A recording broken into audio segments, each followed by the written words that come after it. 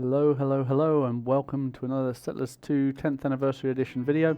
And this is the last one on the menus. We've done 2 videos before this. This will be the 3rd one. Why are we spending so much time on the menus? Well, one, I'm a completionist. I want to get everything done, have this series completely finished. The second reason is because we're still learning new things. We're still figuring out how to play the game better. So stick with me while we do this last video on the menus. It won't take long, and then we'll look at some other things. So the next menu that we're looking at is in the global economy settings, and it's the 3rd tab, the goods distribution menu. And across the top we're looking at food, and this is where food gets delivered to the different mines, and you can set these to different levels. Now there's a bit of confusion about these. These are not priorities, so if there's a coal mine that needs food, in that case, and you put the stone mine down, it's always going to go to the coal mine. That's not the case. It's probabilities of what's going to go where, and so the higher the bar, the higher the probability that it will go there. If the bar is on 0, it's still not a probability of 0 though. If there's nowhere else for the food to go, it will always go to the mine, and I can prove it right here. We've got no food in the storage, we've got no food in the mine, so there's a fisherman over there that's fishing, and he's just going to deliver the food, and it won't go into storage, it will go to the mine because there's only one mine for it to go to. The probability, although it's lower than all the others, is still 100% that it's going to go to the mine. And there it is, it's delivered to the mine. Why is this important? It's important because those switches are not on-off switches. They're literally the probability that it's going to go somewhere. So you can reset at the bottom. This is what I normally set my mine distribution to.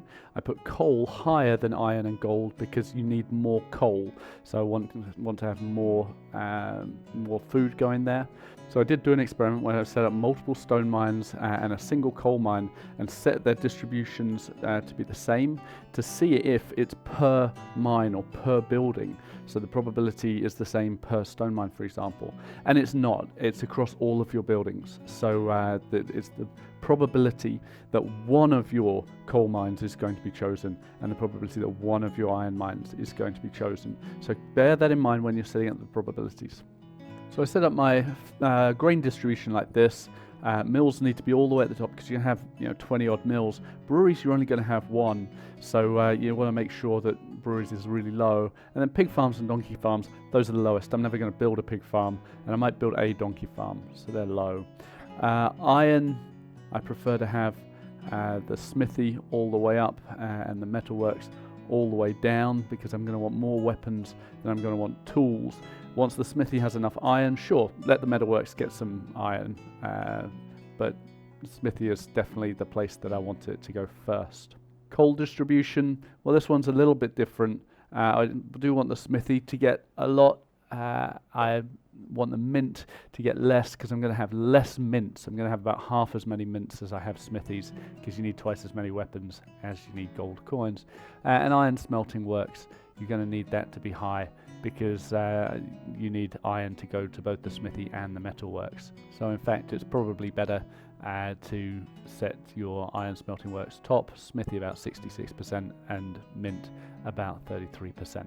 Planks, you're always going to want it to go to construction sites quickly, then metalworks about halfway. Shipyard is going to be your lowest priority, so you just set that to 0. When there's planks going nowhere else, let it go there.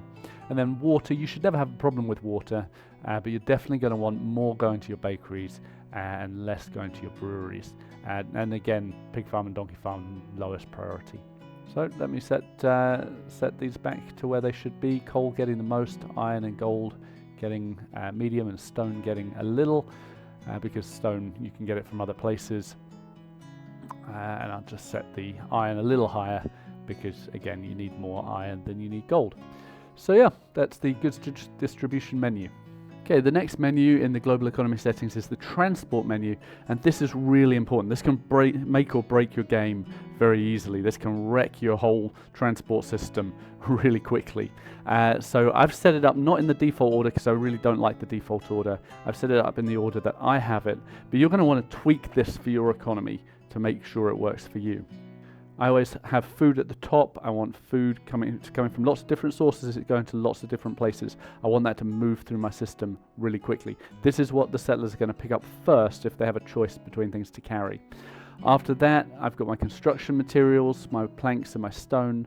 Then I've got my iron and my gold. I want those to get out to the places where they're going, and they may have to travel a long way, so I put them kind of third tier. The ores from the mines, these shouldn't have to travel far because your production buildings should be really close to your mines, so those are lower down. Logs, again, they should be really close to your plank, to your carpenters, so lower. Weapons and beer should be right next to a storehouse where you're going to be putting your soldiers. That's why they are low. Wells are really easy, they're really cheap. Put them right next to wherever they're needed.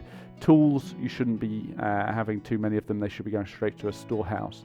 So it's kind of putting all of these things at the bottom because they should be really close. They shouldn't be clogging up your settlement.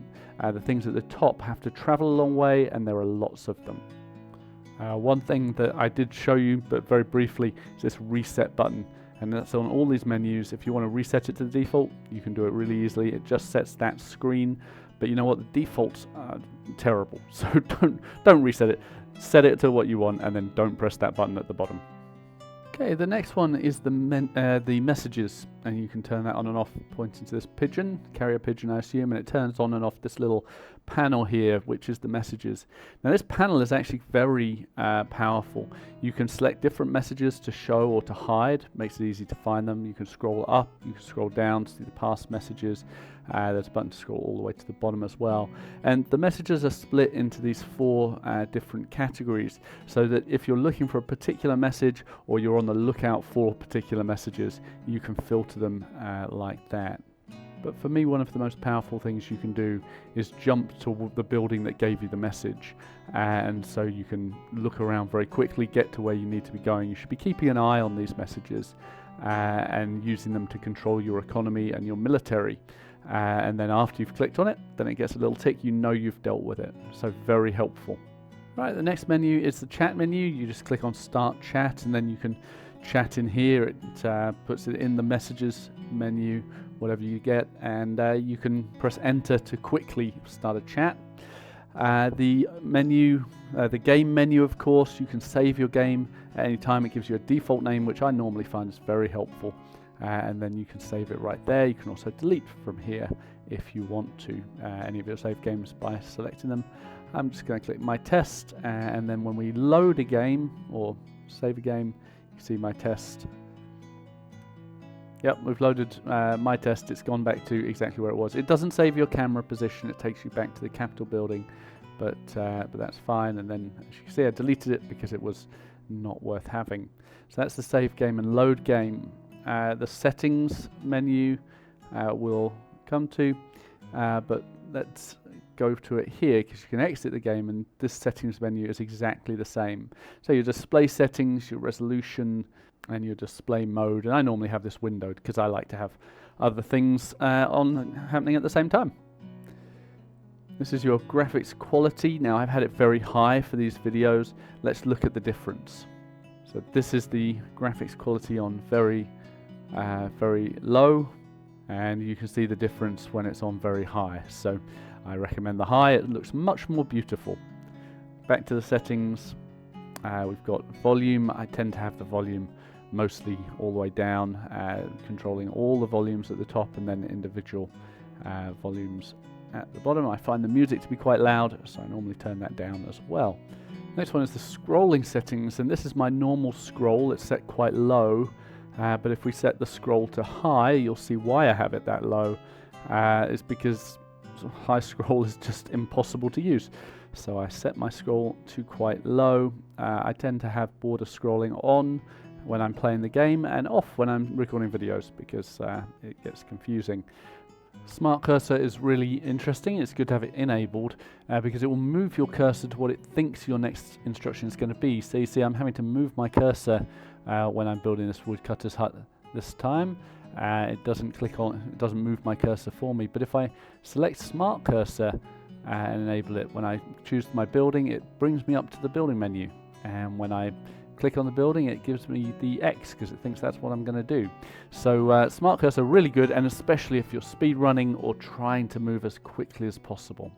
Free camera can be accessed by pressing your middle scroll wheel if you've got that button, or the middle button, and inverting it just means that your your y-axis gets inverted. Moving the mouse up moves it down, for example. Really nice for looking around and doing cool video shots, but otherwise not that important. The information window is in the bottom right hand corner, and so if you don't want that to pop up and tell you information, you turn this off. And then I normally have the daylight cycle off because I like to see my settlers in full color, but if you want a more immersive world, then you might want to have the daylight cycle on. The daylight cycle has no effect on gameplay, it's just cosmetic. Finally, call sign, mine is Illamore, and that's good for the multiplayer. That will also affect the chat. So if I write hello, you see Illamore does it, and you can change your call sign in this last tab. And then your internet speed, I don't believe that you can change that. LAN, local area network at the moment. So final, we can go back to the main menu from here, or if it's the end of the video and it's the end of the game, I can even quit to desktop. I can also do that by clicking exit game here. And as that's the end of this video and the end of the menus, I'm going to click exit game, say I hope you have a lovely day, and we'll have another video soon.